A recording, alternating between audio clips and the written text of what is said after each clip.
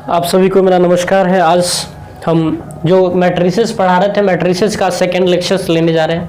वहाँ मैंने ये कंप्लीट कर दिया था कि उसके डेफिनेशंस क्या होते हैं और मैट्रिसेस शब्द आया कहाँ से था, उसकी मैंने हिस्ट्री को बता दिया था।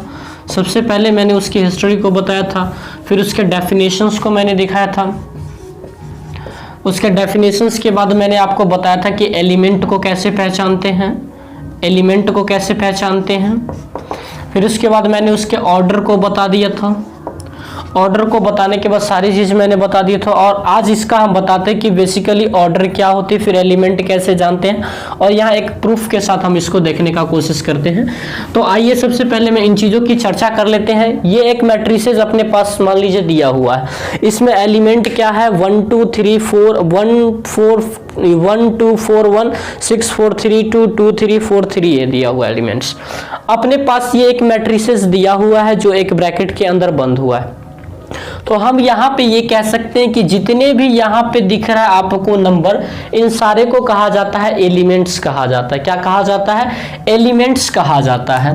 अगर मैं बातें करूं तो आप एलिमेंट्स को दिखाने के लिए AIJ का प्रयोग करते हैं। किसका प्रयोग करते हैं? तो AIJ का प्रयोग करते हैं। जहां पर A क्या होता है तो नंबर ऑफ रोज होता है, नंबर ऑफ क्या होती है? रोज होती है।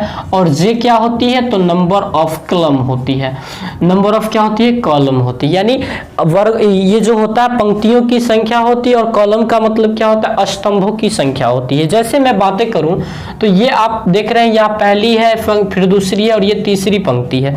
मैं R1 कह सकता हूं, फिर इसको R2 कह सकता हूं, और इसको मैं R3 भी कह सकता हूं। ये पहली पंक्ति है, फिर ये दूसरी पंक्ति, और ये फिर तीसरी पंक्ति है। और यहाँ पे मैं कह सकता हूं कि ये जो आपका कॉलम दिख रहा है ये C1 है, यानी पहला कॉलम है, ये फिर दूसरा कॉलम है, और ये फिर तीसरा कॉलम है, ये फिर चौथा कॉलम आपका दिया हुआ है। तो इसका जो ऑर्डर लिखा जाता है वो ऑर्डर हमेशा लिखा जाता है M/N में। इसका ऑर्डर कैसे लिखा जाता है? M/N में। M क्या होती है तो नंबर ऑफ रोज होता है, N क्या होती है तो नंबर ऑफ कॉलम होता है। तो नंबर ऑफ रोज क्या है? इतना है, 1 2 और 3। तो नंबर ऑफ रोज 3 हो गया। इसको क्रॉस नहीं पढ़ेंगे, बाई पढ़ेंगे। फिर इसको N का मतलब क्या होता है? N का मतलब कॉलम कितने हैं तो 1 2 3 और 4। तो यहाँ 3/4 ऑर्डर का ये एक मैट्रिसेस अपने पास दिया हुआ है। मैंने यहाँ पे आपको कोटि बताने का कोशिश किया कि M का मतलब होता है नंबर ऑफ रोज कितने हैं, और N का मतलब होता है नंबर ऑफ कॉलम कितने हैं।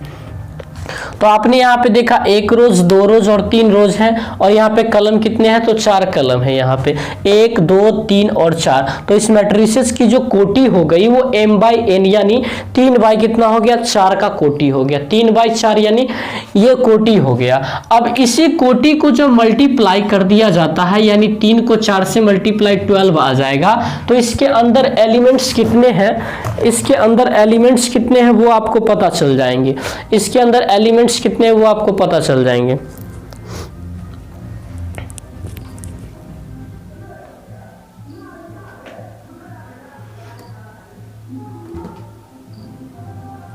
मैंने आपको बताया कि इसका जो ऑर्डर यहाँ पे दिया हुआ M/N का है। फिर मैंने आपको बताया यहाँ जो M/N आ रहा है वो 3/4 का आ रहा है।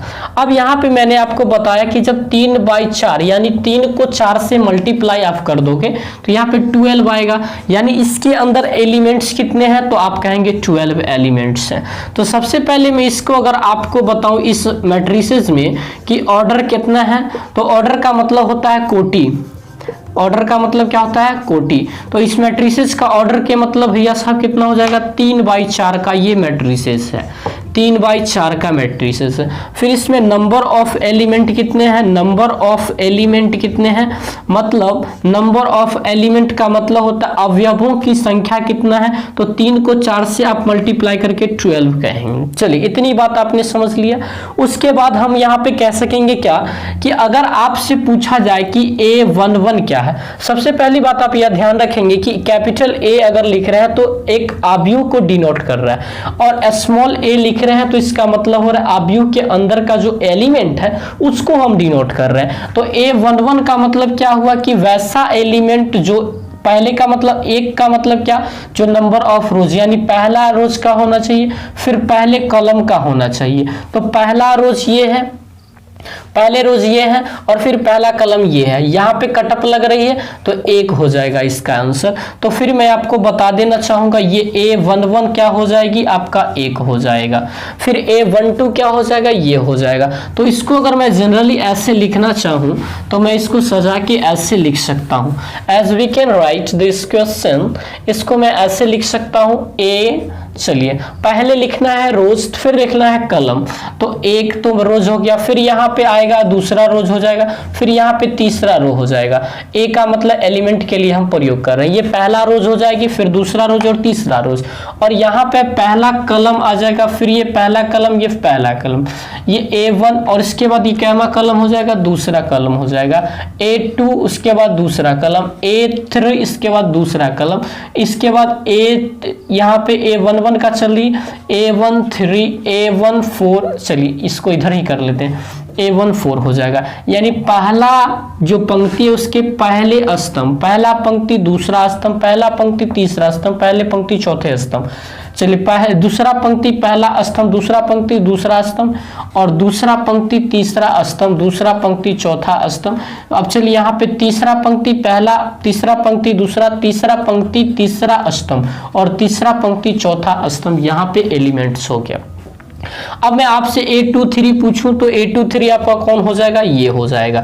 यानी दूसरे में जाना है लेकिन तीसरा स्तंभ वाले को खोज लेना है, तो फिर आप यहाँ पे इस तरह से आप बता सकते हैं इसका नाम। उसके बाद आपको जो भी एलिमेंट आपसे पूछेगा उसको आप यहाँ पे बता सकते हैं। तो हमने यहाँ पे आपको बेसिकली बहुत चीज बताया, एक बताया कि ऑर्डर क्या होता है, एलिमेंट्स को कैसे निकालते हैं, फिर उसके बाद जो एलिमेंट्स कहाँ पे दिया हुआ है इसकी कोऑर्डिनेट हम लोग कैसे कर पाते हैं, यानी निर्देशित कैसे कर पाते हैं। तो फिर आप यहाँ पे अंग्रेजी वर्णमाला के स्मॉल लेटर जो ABCD होते हैं उनके द्वारा आप 1 2 1 2 यानी जो भी 1 1 1 2 1 3 1 4 जो भी करके आप उसको निर्देशित करते हैं। ध्यान रखिएंगे M का मतलब होता है नंबर ऑफ रोज और N का मतलब होता है नंबर ऑफ कलम। इतनी बातों को ध्यान रखेंगे। फिर हम आगे बताएंगे कि इसके जो समेशंस होते हैं, उसके बाद जैसे आपको यहाँ पे आप दे दिया जाएगा कि एक ऐसे मैट्रिसेस का निर्माण करें जिसके जो एलिमेंट Aij हैं वो आपको कुछ इस तरह से Aij/2 हो जाएगा, या फिर Ai+j कुछ भी ऐसे प्लस माइनस करके आपको बनाना पड़ जाएगा वहां पे। तो फिर उसकी बात तो हम बाद में करेंगे, तब तक के लिए इतना ही करते हैं, फिर और आगे नेक्स्ट वीडियोस में हम बातें करेंगे उन सभी को। Thank you.